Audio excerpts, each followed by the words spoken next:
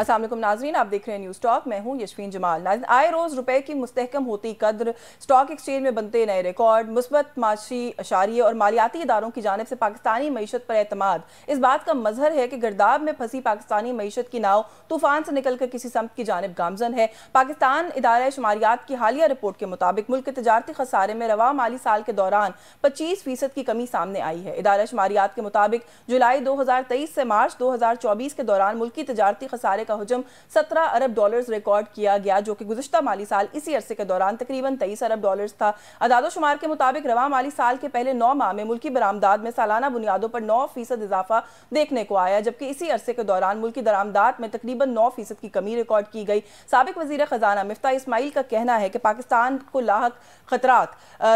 जो खतरात लाहक है, पाकिस्तान उससे निकल आया है और अगर हालात ऐसे ही चलते रहे तो महंगाई और शरह सूद में कमी जबकि ग्रोथ नजर आएगी, लेकिन हनूज दिल्ली दूरस्त, क्योंकि वर्ल्ड बैंक की जारी रिपोर्ट के मुताबिक रवा माली साल माशी शरह नमू हुकूमती हदफ 3.5% के बजाय सिर्फ 1.8% तक ही रहने की पेशगोई की गई है, जबकि महंगाई 21% हदफ के मुकाबले में 26% रहने का इम्कान है। वर्ल्ड बैंक की अपनी रिपोर्ट में तवानाई के शोबे के साथ साथ पेंशन और सिविल सर्विस में इस्लाहात को नागुज़ीर करार देते हुए शरह सूद और महंगाई में कमी को पायदार माली इस्तेहकाम से मशरूत किया गया है, लेकिन अवाम की हालत जार आए दिन खराब से खराब तर होती जा रही है। एक तरफ महंगाई का तूफान है तो दूसरी जानिब बिजली और गैस की बढ़ती कीमतों ने अवाम का जीना मुहाल कर दिया है। इदारे शुमारियात की रिपोर्ट के मुताबिक फरवरी के मुकाबले में मार्च के महीने में महंगाई की शरह में तकरीबन 2% तक का इजाफा रिकॉर्ड किया गया है। इसके अलावा बिजली और गैस कंपनियों ने अपनी नाअहली का बोझ भी अवाम की जेबों पर डाल दिया है। जहां ये बहुत सारे मामलात हम देख रहे हैं कि इस तरीके से वो एक डाउनवर्ड ट्रैजेक्टरी पर जाते हुए दिखाई दे रहे हैं, वहीं पर हम ये भी देखते हैं कि हमें बार बार ये बताया जाता है कि हमारे हर मसले का हल मजीद कर्ज है, हमारे हर मसले का हल IMF के पास जाना है।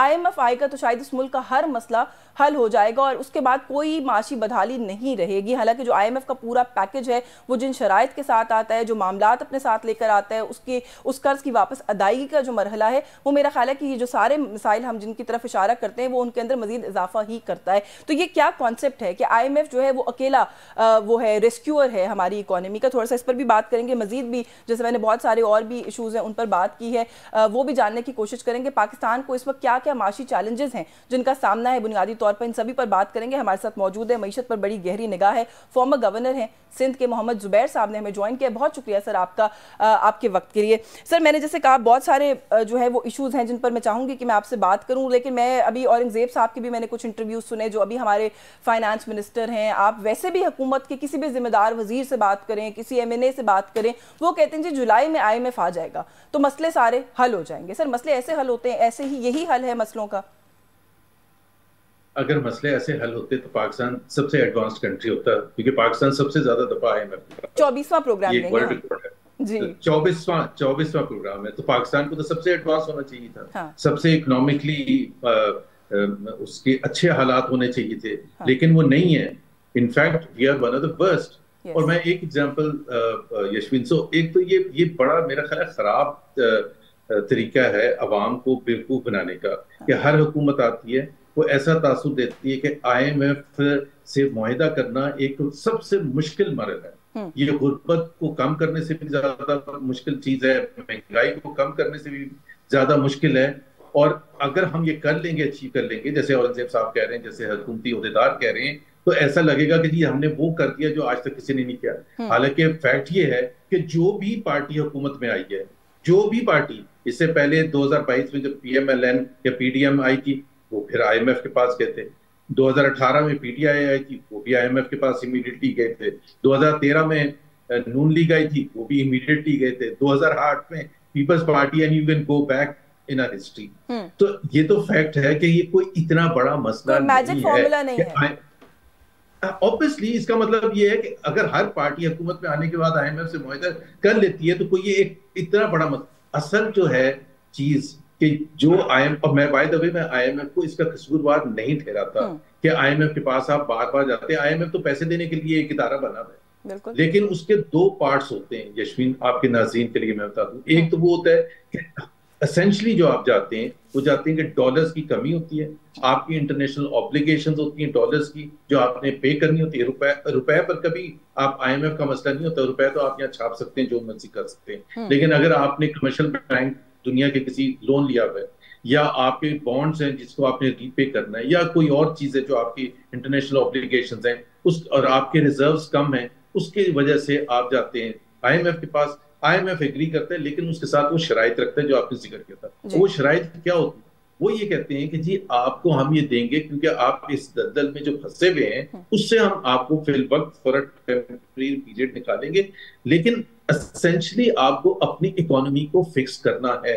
आपके जो रिफॉर्म्स हैं वो आपने अंडरटेक करने हैं। कौन से रिफॉर्म? आप अपने जिसकी वजह से आप यहाँ फंसे हैं, चाहे वो आपके ये बिजली का जो भी आपका सिस्टम है उसमें जो नुकसानात, लॉसेस, लाइन लॉसेस हो रहे हैं, दूसरे रिकवरीज कम है, टैक्स के जो रिफॉर्म्स हैं जिसमें आप तमाम सेक्टर्स को आप टैक्स नेट में नहीं लेके आते उसको लेके आए, आपकी जो स्टेट इंस्टीट्यूशंस की जो बदहाली है जिसकी वजह से अरबों रुपयों का नुकसान हो रहा है हुकूमत को और अवाम को बर्दाश्त करना पड़ता है, उसको आप फिक्स करें और ये सब चीजें परमानेंट चीजों से फिक्स करें। हाँ। हम क्या करते हैं, वो पार्ट होता है डॉलर्स तो ले लेते हैं और इसको फिक्स नहीं करते हैं, और कभी किसी ने नहीं किया। अब अगर आप देख लें पिछले 20 साल, 25 साल, 30 साल, 50 साल उठा के, और इसी वजह से पाकिस्तान बार बार जाता है। अब इसको कंपेयर करें इंडिया से। एक दफा 1991 में मनमोहन सिंह फाइनेंस मिनिस्टर थे और उन्होंने जाके प्राइम मिनिस्टर को बताया कि प्राइम मिनिस्टर साहब जो भी थे, नरिश्मा राव थे मेरा ख्याल है, कि जी हमारी बड़ी बुरी हालत है and we have no option but to go to IMF. IMF ने उनको इन रिटर्न ये कहा कि आपने रिफॉर्म्स करने और सीरियस रिफॉर्म्स करने ताकि इंडियन इकोनॉमी इससे मुश्किल से बाहर परमानेंट तरीके से। So they went to IMF, but only once, 1991. They have never gone back again.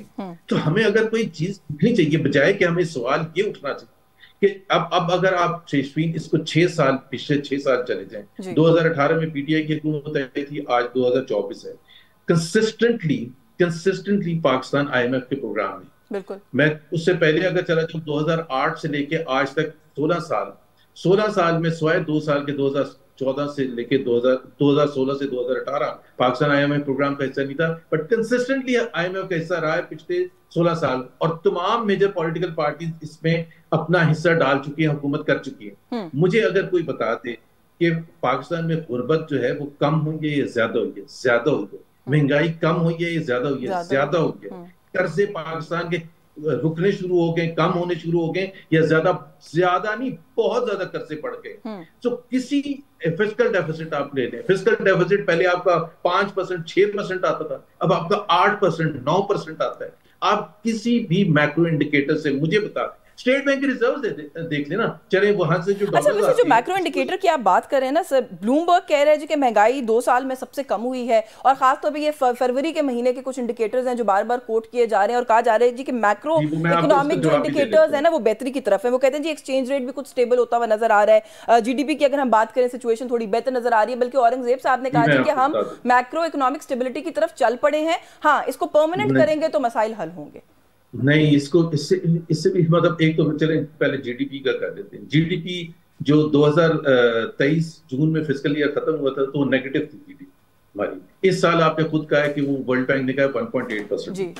अब आप मुझे एक सारा आशारिया देखें कि पाकिस्तान की पॉपुलेशन ग्रोथ है 2.6%, विच मीन्स कि ज्यादा लो, एंड प्लस अगर आप इन्फ्लेशन देखें 25%, 30%, 35% इसी 2 साल के दौरान, तो आप डेफिनेटली आपका मतलब यह है कि more people will be pushed below the poverty line than has been the case, because inflation ज्यादा है और बहुत ज्यादा रही है और आपकी ग्रोथ रही नहीं है। तो जाहिर सी बात है इससे ज्यादा लीथल कॉम्बिनेशन नहीं होता to push people below the poverty line, to make people unemployed. जाहिर सी बात है अगर इकोनॉमी ग्रो नहीं करेगी तो एम्प्लॉयमेंट जनरेशन कैसे होगा? अगर आप हफीज पाशा साहब की रिपोर्ट पढ़ लें कि इस साल के आखिर तक पाकिस्तान में गुर्बत की लकीर से नीचे 11 करोड़ लोग होंगे इन 2 years, विच मीन्स 2 करोड़ लोग नीचे गए हैं। अब आप ये कहें कि अगले 2 साल में 2 करोड़ नहीं जाएंगे, 2.25 करोड़ जाएंगे, इसका मतलब मैशत संभल रही है। ये वैसे ही है। इसी तरह से महंगाई का अगर आप देखें कि ऑल थ्रू द पीरियड 2018 से लेके 2022 मार्च तक अगर आप देखें, बल्कि मैं आपको इंटरेस्टिंग वाकया, पॉलिटिकल वाकया बताता हूँ कि वोट ऑफ नो कॉन्फिडेंस से 1 हफ्ता पहले पीएमएलएन ने लाहौर से इस्लामाबाद तक एक मार्च किया था। जी मरियम नवाज लीड कर रही थी, हमजा भी थे, मैं खुद भी था उसमें, और उसमें वो था महंगाई मुकाओ मार्च। जी। उस वक्त जो सीपीआई इन्फ्लेशन थी वो 12.7% थी। ठीक है, तो आज 20% से ऊपर अगर है तो आप उसके मुकाबले में देखें ना कि अवाम के लिए कितना बोझ अच्छा, ऐड लेकिन हुआ है। आप फिर भी मुआवजा शहबाज कर शरीफ लीजिए साहब ये कहते दूसरे हैं जी कि में। मुल्क में जिधर नजर दौड़ाएं तबाही है, और वो ऐसे बिहेव करते हैं कि जैसे ये जो भी आपने फिगर बताया है ये उनके दौरे हुकूमत का था और अब किसी और की हुकूमत है और अब इन्फ्लेशन बढ़ गई है। ये बीच में जो सर 2 साल 16-17 महीने गुजरे हैं, किसकी हुकूमत थी मुल्क में? एक एक तो सबसे एक तो देखिए, पीटीआई को गए हुए 2 साल हो गए। जैसे हम जी। पीटीआई को कहते थे कि यार हमें गए हुए 2 साल हो गए पीएमएलएन को, अब आप अपना हिसाब दें। हाँ। सो 2 साल हो गए। अगर अब मैं एक सिर्फ इंडिकेटर पर, एक सिर्फ टॉपिक पर अगर कहूँ कि प्राइम मिनिस्टर साहब की अगर आप स्पीचेस देखें, बल्कि 2-3 से तमाम इकोनॉमी रिलेटेड, जब वो कहते हैं कि टैक्स, पाकिस्तान में तबाही है इस वक्त, जी। पाकिस्तान की मईशत की तबाही हो चुकी है, तो 2 साल से तो आप बैठे हैं, वो तो पीटीआई को गए हुए तो 2 साल हो चुके हैं, हाँ। पूरे 2 साल हो चुके हैं। सो अगर तबाही है तो उसका ये तो जवाब दें कि उस 2 साल का तो जवाब दें कि उस 2 साल में क्या चीजें पॉजिटिव हुई हैं, इंप्रूव हुई हैं या खराब हुई हैं। Like for example, let's take the case of privatisation, जो कि इस वक्त टॉप एजेंडा आइटम है और होना भी चाहिए। वर्ल्ड बैंक हो, आईएमएफ हो, यहाँ के इकोनॉमिस्ट हो, सब ये कहते हैं कि पाकिस्तान की मुश्किलात में एक मुश्किल जो है सबसे बड़ी, वो है कि स्टेट और इंस्टीट्यूशंस की जो बदहाली है, जिसकी वजह से लॉसेस सस्टेन करने पड़ते हैं, 700-800 बिलियन रुपए per annum losses.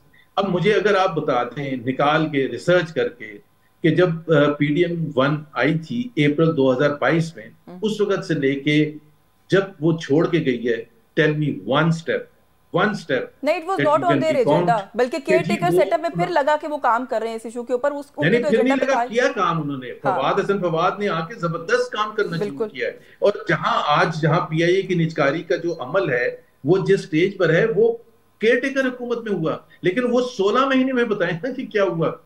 So actually Yashveen, Pakistan has wasted 2 years। जो मियां नवाज शरीफ का आइडिया था या उनका जो सोल्यूशन था कि जी जैसे ही वोट ऑफ नो कॉन्फिडेंस हो आप असेंबली तोड़ दें और इलेक्शंस में जाएं, अगर वो होता तो आज उस 5 year टेन्योर के फर्स्ट 2 years तो उसको पार्टी के अंदर शहबाज शरीफ साहब ने अपोज किया था, क्या प्रेशर था, क्यों नहीं मानी गई? मैं अपनी बात खत्म कर लूं। जो रिफॉर्म का अमल था ना, वो फर्स्ट 2 years में होता है। सो 5 साल का अगर पीरियड होता है तो फर्स्ट 2 years मुश्किल वक्त पाकिस्तानी अवाम के लिए गुजर चुका होता है और अब अच्छे दिन आने। अब दोबारा ये बताया जा रहा है, 2022 में भी बताया गया था कि जी नागुज़ीर है कि हम आपके ऊपर बोझ डालें। कैसे? बिजली के नर्ख बढ़ाएं, गैस के नर्ख बढ़ाएं, पेट्रोल प्राइसेस बढ़ाएं, सब्सिडीज जो अवाम को मिलती हैं उसको कम करें, एंड सो ऑन। तो वो जो अब दोबारा बताया जा रहा है, जैसे ख्वाजा आसिफ ने कहा कि पाकिस्तान बैंकरप्ट है। जी बिल्कुल कह दिया। 2022 में भी आप ये कह रहे थे, 2024 में भी। तो अवाम जो है, they have the right to ask, excuse me, why are you asking me again and again to sacrifice? और this is a very valid point कि होमवर्क करने के लिए अगर उन 2 सालों को इस्तेमाल कर लिया गया होता तो आज हम इम्प्लीमेंटेशन के फेज में होते, बजाय इसके कि हम फिर वही गुफ्तगू कर रहे हैं। और ख्वाजा आसिफ साहब ने ये भी कहा कि हम डिफॉल्ट कर गए और साथ साथ ये भी कह रहे हैं कि 2 साल तो अवाम भूल जाए, कोई रिलीफ नहीं है। वही बात जो आप कर रहे हैं कि यही बात हम हर साल अवाम को कहते हैं कि आप अगले 2 साल भूल जाएं, आप ही ने पिसना है। मुझे एक ब्रेक लेनी है, ब्रेक से वापस आते हैं, थोड़ा प्राइवेटाइजेशन के इशू पर भी तफसील से बात करेंगे। दरखास्तें भी सुनाए मांग ली गई हैं और इस इशू को आगे लेके जाया जा रहा है, लेकिन अगेन आपने भी कहा पीडीएम 1 है, पीडीएम 2 की गवर्नमेंट है, पीपल्स पार्टी एक बहुत इंपॉर्टेंट स्टेक होल्डर है। कैसे होगी प्राइवेटाइजेशन, इस पे बात करते हैं, हमारे साथ रहिए।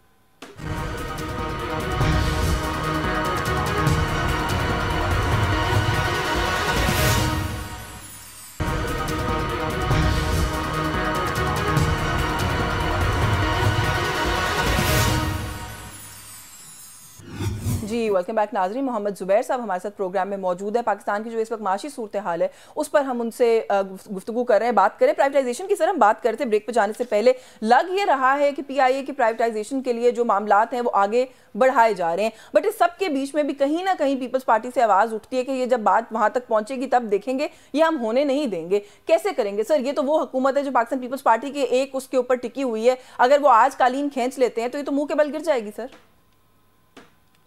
मेरा अपना व्यू पॉइंट ये है, जाहिर सी बात है, प्राइवेटाइजेशन में जो सबसे मुश्किल चीज होती है, एक तो प्रोफेशनल काम होता है जो कि अभी हो रहा है, वो बहुत ही टेक्निकल होता है, बहुत ज्यादा प्रोफेशनल होता है, और उसके लिए फाइनेंशियल एडवाइजर्स होते हैं और दूसरे इदारे आपके साथ, IMF, world bank, Asian development bank, और आपके अपने कंसल्टेंट्स होते हैं, बड़े प्रोफेशनल किस्म के लोग हैं वहाँ जो काम कर रहे हैं, वो बहुत बड़ा चैलेंज होता है। लेकिन उससे बड़ा चैलेंज होता है पॉलिटिकल एस्पेक्ट, कि तमाम मेजर स्टेक होल्डर्स को ऑन बोर्ड लेना, जिसमें पॉलिटिकल पार्टीज भी शामिल हैं, जिसमें लेबर यूनियंस भी शामिल हैं, जिसमें दूसरे जो आपके स्टेक होल्डर्स हैं वो अवाम शामिल हैं, कि जी अवाम को ये बताने की जरूरत है इससे फायदा क्या होगा। लेबर यूनियन जो है जाहिर सी बात है वो शोर मचाएगी, और मचाना भी चाहिए, उनको अपनी जो जॉब्स हैं और एम्प्लॉयमेंट है उसकी फिक्र होती है कि उनका क्या होगा, जो नया बायर आएगा उनकी छुट्टी करेगा या नहीं करेगा, हमें क्या पैकेज मिलेगा, and so on and so fourth. So it's a very very highly challenging thing. इसी तरह से जो सेनेट या नेशनल असेंबली की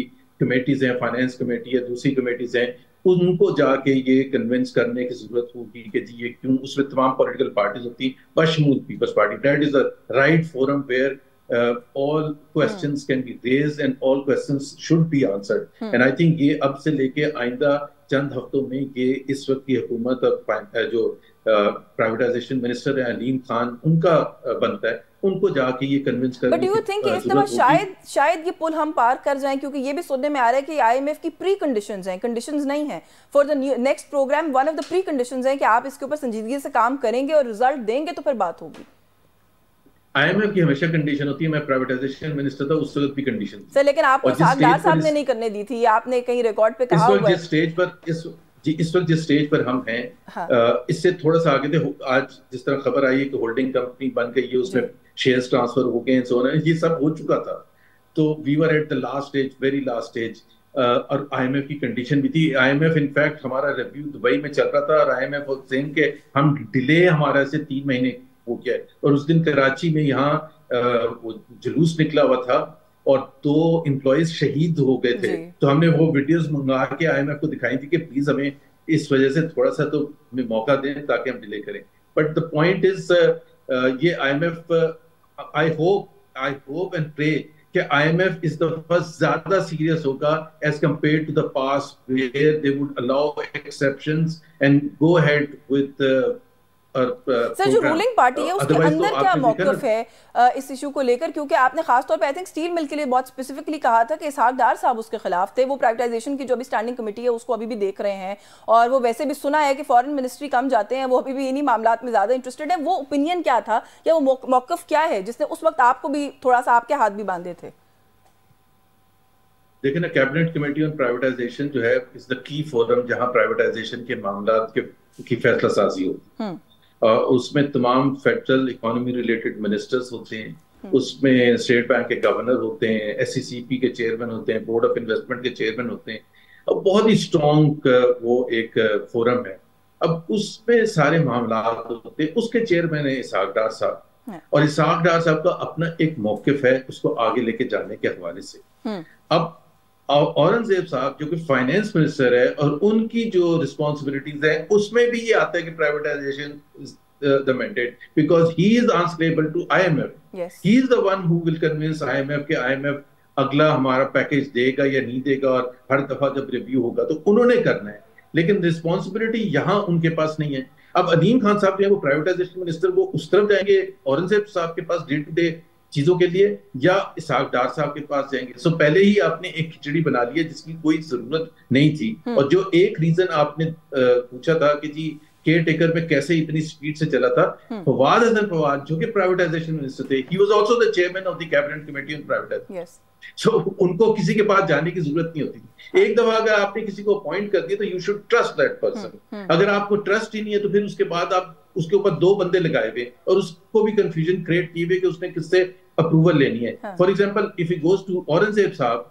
तो औरंगजेब साहब उसको कुछ कहेंगे तो बाद में डार साहब पूछेंगे भाई आपने मेरे से अप्रूवल क्यों नहीं दी? सो मेरा तो ख्याल है कि इसको अभी भी प्राइम मिनिस्टर साहब को देखना चाहिए, और इसको अगर आगे लेके जाना है, और सिर्फ पीआईए की प्राइवेटाइजेशन नहीं है, वो तो जहां अभी हम हैं वो तो फवाद हसन फवाद छोड़ के गए। इसको तो आगे अगर आपने लेके जाना है, जाहिर है डिस्ट्रीब्यूशन कंपनीज हैं, दूसरे इदारे हैं, 40, 50, 60 इदारे हैं, अगर आपने जेन्युइन तरीके से करनी है तो इसको जो डिसीजन मेकिंग प्रोसेस है उसको अच्छा, स्ट्रीमलाइन करने की डिस्ट्रीब्यूशन जरूरत कंपनीज पे होगी। भी मैंने आपसे आपकी राय लेनी है, लेकिन वैसे ये जो अभी सारा एक खिचड़ी कह लेना चाहिए जो बन गई है प्राइवेटाइजेशन को, जैसे आपने बिल्कुल दुरुस्त निशानदेही की है कि वो कोई और देख रहा है, फाइनेंस मिनिस्ट्री किसी और के पास है, प्राइवेटाइजेशन की वजारत किसी और के पास है, सीसीआई के अंदर पहली दफा वजीर खजाना जो है वो बैठ गए हैं, हालांकि खारजा बैठ गए, हालांकि वजीर खजाना की भी कोई ऐसी ट्रेडिशन नहीं है एज सच, लेकिन इस वक्त जो मईशत की सूरत हाल है तो वजीर खजाना शायद होते तो ज्यादा अप्रोप्रिएट होता। आप कैसे देख रहे हैं सिचुएशन कहाँ जा रही है? ये मिफ्ता इस्माइल साहब वाला जो पूरा एपिसोड है वो तो नहीं रिपीट होने वाला कि 4 महीने के बाद मिफ्ता इस्माइल साहब को जो है घर भेज दिया गया था और डार साहब आ गए थे वजारत खजाना पे? क्योंकि आपने शायद ये कहीं कहा भी है कि आप मुस्तकबिल में देख रहे हैं कि वही वजीर खजाना होंगे। नहीं, मैंने ये नहीं कहा था। वो अच्छा मेरे से बार बार पूछ रहे थे कि ये हो सकते हैं, मैंने कहा हो तो सब कुछ सकता है, मतलब अच्छा। इसमें मैं आप भी यही कहेंगी। वो उसको गलत ट्विस्ट दिया गया था। एक तो देखें, हर एक इंडिविजुअल की अपनी पर्सनैलिटी और ईगो होता है। मिफ्ता इस्माइल को मैं ज्यादा अच्छी तरह जानता हूँ। उनकी जो पर्सनैलिटी में उनका जो अपना एक इशू था कि जब उनको हटाया गया फाइनेंस मिनिस्ट्री के लिए के पोस्ट से, और ही सेड कि no, he not only left the cabinet, he left PMLN, he left politics as such. Yes तो यस। वो तो उस हद तक जाने के लिए तैयार थे। मुझे नहीं पता कि औरंगजेब साहब का ईगो कितना है, क्योंकि लोग उनके इर्द गिर्द भी उनके कान भर रहे होंगे, कुछ अच्छे तरह नहीं, से लेकिन जो नहीं बात ये आपने चीजें वैसे होती। पहले गुफ्तगू की है, पहले सवाल के जवाब में, स्पेस तो कम है मनूवर करने की और काम करने की औरंगजेब साहब के पास, जहां से हम देख रहे हैं शायद। क्योंकि क्योंकि वो प्रोफेशनली देखें, वो आए एक प्रोफेशनल बैकग्राउंड से और वो जाना चाहेंगे एक प्रोफेशनल बैकग्राउंड में। हाँ ये बड़ा क्लियर है। जैसे हफीज शेख हैं, जी। शौकत तरीन हैं, ये सारे लोग जो आते हैं, ये एक जाहिर सी बात है, this is part of their built up to a CV. वो कोई अपना पॉलिटिकल कैरियर बनाने के लिए नहीं आते हैं। जैसे ही हुकूमत खत्म होगी वो वापस चले जाएंगे, बिल्कुल। जैसे मोहित यूसुफ चले गए थे, जैसे हफीज शेख चले जाते हैं। तो ये भी अपना उस सीवी को स्ट्रॉन्ग करने के लिए आए हैं और उसमें वो सक्सेस स्टोरीज ऐड करना चाहेंगे, और अगर वो फेलियर्स होंगे तो उनके लिए मुश्किल उनके होगी। लिए भी मुश्किल हो वो जाएगी। किस हद तक इस चीज को वो करेंगे मुझे नहीं पता। Again it also depends on the personality. Ishaq Dar sahab की पर्सनालिटी जो है मुझे पता है वो क्या है। इसहाक डार जब बैठेंगे chairman cabinet committee on privatisation, तो वो ही फैसला साजी करेंगे। उनके सामने किसी को एतराज करना मतलब नामुमकिन नहीं तो बहुत ज्यादा मुश्किल होगा। अच्छा। So how much Ishaq Dar sahab has change I don't know, but the past that we all know of mister Ishaq Dar, past क्या आपने खुद देखा है जब वो फाइनेंस मिनिस्टर अभी बने थे 2022-2023 में, तो उनकी वजह से कितने ज्यादा शदीद प्रॉब्लम्स शुरू हुए थे IMF के साथ, और सारी चीजें जो गड़बड़ हुई इकोनॉमी में। बिल्कुल ऐसा ही है। मुझे एक ब्रेक का कहा जा रहा है, ब्रेक से वापस आते हैं तो थोड़ा सा ये जो पावर डिस्ट्रीब्यूशन कंपनीज और डिस्कोज और ये जो प्राइवेटाइजेशन का मामला है, इस पर भी आपसे आपकी राय लूंगी व्यूअर्स। इस ब्रेक के बाद हमारे साथ रहिए।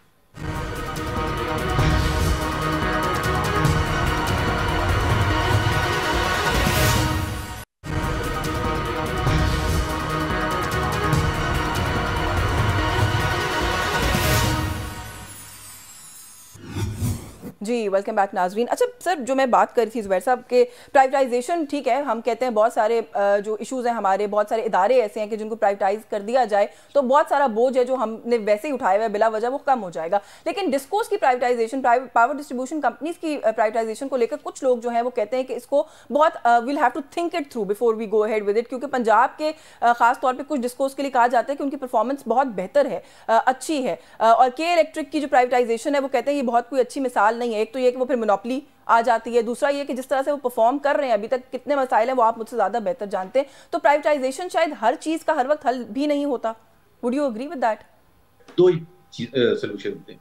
एक तो प्राइवेटाइजेशन है कि जिसको प्राइवेट सेक्टर को दे दिया जाए and let them manage it, और हुकूमत के लिए जो ब्लीडिंग है वो इमीडिएटली खत्म हो जाए, सर दर्द जो है वो खत्म हो जाए। दूसरा चीज ये, और वो अगर पॉजिटिव हो जाता है, जैसे HPL है, जैसे UBL है, तो बजाय कि वो हुकूमत उनका बोझ बर्दाश्त कर रही थी, अब वो हुकूमत को टैक्सेस दे रहे हैं, और कम टैक्सेस नहीं, billions and billions of rupees के टैक्सेस दे रहे हैं। सो उसका पॉजिटिव एंगल एक दूसरा ये भी होता है।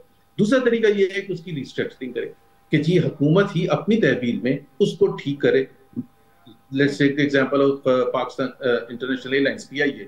तो PIA को ठीक करने के लिए आपको बिलियंस ऑफ डॉलर्स की इन्वेस्टमेंट करनी पड़ेगी, आपको उसका फ्लीट को अपडेट करना पड़ेगा अगर आपने कम्पीट करना है with the modern airlines of the world and even with in the domestic sector. और आपको उसका IT सिस्टम, आपको उसका रिजर्वेशन सिस्टम, आपको उसके एम्प्लॉयज की क्वालिटी को इंप्रूव करने के लिए उनकी ट्रेनिंग, नए एम्प्लॉयज को हायर करना पड़ेगा, the best of the world. Because अगर आप एमिरेट से कम्पीट कर रहे हैं, कतर से कम्पीट कर रहे हैं एंड सो ऑन, या इवन डोमेस्टिक सेक्टर पे अगर आप कहें तो वहां वो बेस्ट रखते हैं फ्रॉम द प्राइवेट सेक्टर, और यहाँ आपके वो क्वालिटी के एम्प्लॉयज नहीं है। हाँ, सो आपको बिलियंस ऑफ रुपीस की इन्वेस्टमेंट करनी पड़ेगी, प्लस बिल्कुल। आपको सेपरेट करना पड़ेगा hundreds and thousands of employees to compete, because one of the reasons जो बदहाली का है, जो लोग प्राइवेट सेक्टर में, जब मैं भी था, और जो बायर होते हैं पोटेंशियल, वो कहते हैं जी मुझे फेस्को में 10,000 एम्प्लॉइज नहीं चाहिए, मुझे तो 5,000 चाहिए, तो 5,000 की आप छुट्टी करें, मुझे पीआईए में 10,000 नहीं चाहिए। सो वो एक अलग फैक्टर होता है। दूसरी बात ये, सो आपको रीस्ट्रक्चरिंग करने के लिए एक बुनियादी तौर पर इंजेक्शन करनी पड़ती है बिलियंस ऑफ डॉलर्स की, और आपको सेपरेट करना पड़ता है thousands of employees। बिल्कुल, क्या उसको देखने का। हुकूमत हाँ जी जी। क्या हुकूमत के पास पैसे हैं इंजेक्ट करने के लिए? नहीं है। उनके पास तो खाने पीने के लिए नहीं, उनके पास तो तालीम के लिए नहीं है, सेहत के लिए नहीं, तो पीआईए और स्टील मिल और दूसरे इदारों में कैसे इंजेक्ट करेंगे? सो वो ऑप्शन है ही नहीं। और दूसरा एक और प्रॉब्लम ये, अगर लेट्स सपोज वो है भी और आप रिस्ट्रक्चर कर लेते, एक इल्जाम लगता है यशवीन, जो आपने भी सुना होगा, इमरान खान भी इल्जाम लगाते थे कि इनकी बदहाली इसलिए हुई है कि ये सियासी बुनियादों पर भर्तियां करते हैं। एक तो पहले मैं उससे थोड़ा सा, वो जाहिर है एक्सैजरेटेड व्यू था, बट लेट्स एग्री दैट सियासी बुनियादों पर वो होती है। तो अगर सियासी बुनियादों पर होती है आपकी वो भर्तियां, तो पीपल्स पार्टी और पीएमएलएन दोबारा हुकूमत में आएंगे, दोबारा शुरू कर देंगे। ऐसे ही तो आपने उसको एक दफा फिक्स करना है, या आप बार बार उसको ठीक करेंगे, फिर कोई और पार्टी आ जाए वो खराब करेगी, सियासी बुनियाद पर तैनातियां करेगी, चेयरमैन और बोर्ड अपनी मर्जी से लगाएगी। तो उसको एक दफा ही हल करने के लिए प्राइवेट सेक्टर में दे ताकि ये मसला वंस एंड फॉर ऑल जो है वो रिजॉल्व हो। अच्छा, जहां पर हमें ना बहुत सारे मैजिक फार्मूलाज, जिनकी हमने शुरू में भी बात की, बताए जाते हैं कि यही हल है मुल्क की मईशत के, वहां पर एक मैजिक फार्मूला है, या आई डोंट नो आप एग्री करते हैं इससे कि नहीं करते। कहा जा रहा है कि हर मसले का हल जो है ना, जो एक प्लेटफॉर्म बन गया जिसको SIFC कहते हैं, वहां पर जो है ना मसाइल हल होंगे, सारा कुछ वहीं से देखा जाएगा। अब तो एजुकेशन पॉलिसी भी सुना है, वहीं पर जो है वो रिव्यू और रिफॉर्म होगी। डू यू एग्री कि ठीक है, ये एक सेंट्रलाइज्ड फोरम होना चाहिए? कोई भी नया इदारा आता है, उसमें उसके पॉजिटिव्स भी होते हैं, नेगेटिव्स भी होते हैं। One of the things that any organisation, especially the government, needs is a very smooth decision making process, और वेरी वाइब्रेंट और very fast decision making process, which means कि इतनी लेयर्स नहीं होनी चाहिए, तो फैसला साजी क्लियर कट होनी चाहिए। अब मैं तो बाहर बैठ के with all my insight and knowledge and understanding, having worked with the government, मुझे नहीं पता कि प्राइम मिनिस्टर के पास फैसला साजी है, या SIFC के पास फैसला साजी है, या कोई और इदारा है उसके पास फैसला साजी है। तो होती कहाँ है? अगर बोर्ड ऑफ इन्वेस्टमेंट के चेयरमैन जो हैं वो हैं अलीम खान हैं, अब हमें बताया जाता है कि इन्वेस्टमेंट के लिए जो सबसे जबरदस्त फोरम है वो SIFC है, तो फिर वहां अलग बैठ के अलीम खान क्या कुछ कर सकते हैं या नहीं कर सकते? महसूस तो ऐसे होता है वो कुछ भी नहीं कर सकते। वो खुद से इनिशिएटिव लेके किसी फॉरेन इन्वेस्टर के पास नहीं जा सकते, ना उनको ला सकते हैं, ना उनको फैसिलिटेट कर सकते हैं। यानी कि हम मसले के हल की तलाश के बजाय मल्टीपल फोरम्स बनाते जा रहे हैं, और अब किसका क्या रोल है उसके अंदर भी एम्बिग्विटी है। मेरे पास थोड़ा सा वक्त कम है, इसलिए ब्रीफली 2-3 चीजों पर चाहती हूँ। एक तो औरंगजेब साहब ने SIFC के कनेक्शन में ही बात करते हुए एक जगह पे मैं सुन रही थी, उन्होंने कहा जी कि माइनिंग, IT, एग्रीकल्चर बड़ा पोटेंशियल है इन सेक्टर्स में, और हम इन्हीं के ऊपर तवज्जो किए हैं। मैं तो सवाल ये करना चाह रही हूँ कि क्या इन एवेन्यूज में इतनी कैपेसिटी है, या इन एरियाज में कि 5.6 तकरीबन जो % ग्रोथ हम लोग टारगेट कर रहे हैं वो भी हम अचीव कर लें, करंट अकाउंट डेफिसिट को भी हम कर्टेल कर लें, और यही एवेन्यूज जो है वो हमारे जो है वो निजात दहिंदा साबित हो सकते हैं? एक्चुअली देखिए, सिर्फ ये तो नहीं है, पाकिस्तान के जितने मसाइल हैं वो तो इतने ज्यादा हैं कि मेरा ख्याल है पता नहीं 20 साल लग जाएंगे आपको ठीक करते करते, बट एटलीस्ट ये होता है कि छोटे छोटे कदम ठीक उठाएं, और ताकि पॉजिटिव ट्रेंड हो कि अगले साल जब हम इस वक्त बात कर रहे हैं तो थोड़ा बहुत सही, लेकिन इंप्रूविंग ट्रेंड होना चाहिए कि कर्व ऊपर जा रहा हो rather than नीचे जा रहा हो। That's the main thing, that will satisfy everyone। So agriculture sector हो या दूसरे सेक्टर्स हो, या करंट अकाउंट का आपने जिक्र किया, पाकिस्तान की जो बड़ी मुश्किल इस वक्त है, जो बहुत बड़ी मुश्किल है, पाकिस्तान के पास क्योंकि डॉलर्स कम होते हैं। अब मसला ये होता है कि एक तरफ आपको एम्प्लॉयमेंट जनरेशन के लिए ग्रोथ चाहिए, और वैसे भी आपको टैक्स अगर ज्यादा कलेक्ट करना है तो वो इकोनॉमिक एक्टिविटी हो, ग्रोथ हो, ज्यादा बिजनेस हो, तो उससे ऑटोमेटिकली आएगी। दूसरा तरीका अचीव करने का टैक्स हदफ वही है कि आपकी इकोनॉमी ग्रो नहीं कर रही और आपको टैक्स 20% ज्यादा लेना है, तो आप कैसे लेंगे? आप उसी सेक्टर्स पर टैक्स और लगाएंगे क्योंकि इकोनॉमिक एक्टिविटी नहीं हो रही। अच्छा, मसला ये है कि अगर आप इकोनॉमिक एक्टिविटी तेज करते हैं, उसके लिए आपको इंपोर्ट्स को खोलना पड़ता है। इंपोर्ट्स को खोलते हैं तो आपका करंट अकाउंट डेफिसिट पर प्रेशर आना शुरू हो जाता है। So it's a very very challenging thing. अभी भी पिछले 2 साल से अगर आप देखेंगे कि इंपोर्ट्स कर्टेल्ड हैं, उसको रोका जाता है, क्योंकि और उसको रोकने से जाहिर सी बात है आपकी इकोनॉमिक एक्टिविटी नहीं होती, और इकोनॉमिक एक्टिविटी नहीं होती तो आपकी एम्प्लॉयमेंट जनरेशन नहीं होती, उस तरह से आपकी टैक्स कलेक्शन नहीं होती। सो ये एक बड़ा फाइन। अच्छा, मिफ्ता इस्माइल साहब तो कह रहे हैं कि कोई खास कदम नहीं है इंपोर्ट्स के ऊपर। वो कहते हैं मुझे तो नहीं लगता कि आपको इस तरह के चेक्स हैं या कहीं रोका जाता है। नहीं, बिजनेसमैन से पूछ लेना कि अगर नहीं रोका जाता, क्योंकि आपने शायद अभी आप भी बता रही थी कि इंपोर्ट्स जो हैं वो अभी कर्टेल्ड हैं। भाई आपका करंट अकाउंट डेफिसिट देख लेना, करंट डॉलर्स है नहीं आपके और करंट अकाउंट डेफिसिट आपका ठीक है। हाँ। 2 आपको मैं इंसिडेंट्स देता हूँ, बल्कि 3। अगर आप 2018 में देखेंगे पीएमएलएन की हुकूमत जब गई थी, हाँ। और पीटीआई वाले शोर में जाते थे और सही शोर में जाते थे, तकरीबन $19 बिलियन का करंट अकाउंट डेफिसिट था। अब $19 बिलियन का करंट अकाउंट डेफिसिट अगर है तो आप नॉर्मल तरीके से क्या इंपोर्ट्स कर सकते थे? क्या आप नॉर्मल तरीके से इकोनॉमिक एक्टिविटी कर सकते थे? नहीं कर सकते थे। मेरे पास से बिल्कुल 2 मिनट रह गए और एक सवाल मैं जरूर पूछना चाहती हूँ आपसे। आई थिंक कि आप जो है वो ऑफिशियली, ये पॉलिटिकल सवाल है वैसे, आप ऑफिशियली शायद अब नून लीग का हिस्सा नहीं है। आपकी एक मुलाकात की दास्तान जो है वो हर जगह पे चलती है और कोर्ट भी होती है, वो मैं नहीं पूछूंगी, मैंने बहुत दफा सुन लिया। आई नो कि आप कहाँ गए थे, किससे मिलने गए थे, किसके कहने पे गए थे। मैं थोड़ा सा सिर्फ अंडरस्टैंड ये करना चाह रही हूँ कि क्या आपकी पार्टी की क़यादत ने उसके बाद आपसे कोई रब्ता किया? क्योंकि मेरे कुछ जराए ये बताते हैं कि आपको बीच में कहीं कहा गया कि अभी आप बात ना करें इस पर, हम आपसे मिलना चाहते हैं, और फिर आपसे नहीं मुलाकात हुई। Were you ever approached by your parties leadership after whatever आपने जो पुराना एक इंसिडेंट सुनाया? नहीं, उसके बाद तो मैंने आपको अभी जिक्र किया था कि 1 हफ्ता पहले जो वोट ऑफ नो कॉन्फिडेंस है वो था महंगाई मुकाम आज, that was the last political event before PDM government और PML government came in power, and I was there till then. तो मेरी मुलाकात तो 2020 में हुई थी। तो मैं आपको ये जिक्र करो 2022 का। नहीं, लेकिन आपने उस इशू को पब्लिक किया, उसके बाद किसी ने आपको पार्टी से अप्रोच नहीं किया कि ये क्यों किया, क्या हुआ? कोई ऐसी बात नहीं उसके बाद पब्लिक किया? मेरा ख्याल है ज्यादातर लोगों को तो पता था। मतलब एक तो हर एक का अपना अंदाजा होता है कि मैं एक इतना इमेच्योर आदमी तो नहीं लगता कि मैं जाके इस किस्म की मुलाकातें, मैं फ्रंट लाइन पर खेल रहा था। वोट को इज्जत दो के बयानिया जो था वो सबसे मुश्किल बयानिया था, उसको बोझ उसका उठा के as a spokesperson of Mian Nawaz Sharif and Maryam Nawaz वो संभाला हुआ था। तो जाहिर सी बात है मैं उस माहौल में जाके चीफ के साथ मिलना बहुत ही इमेच्योर और बहुत ही बचपना होता, पॉलिटिकल ब्लंडर होता उस हिसाब से कि जी मैं किसी की मर्जी के बगैर, मैं तो इतना एहतियात करता था कि जी चीफ साहब के बेटे की शादी थी, मैंने वो अटेंड नहीं, जबकि मुस्लिम लीग के बहुत बड़े बड़े लीडर्स जो आज हैं वो सब वहां मौजूद थे।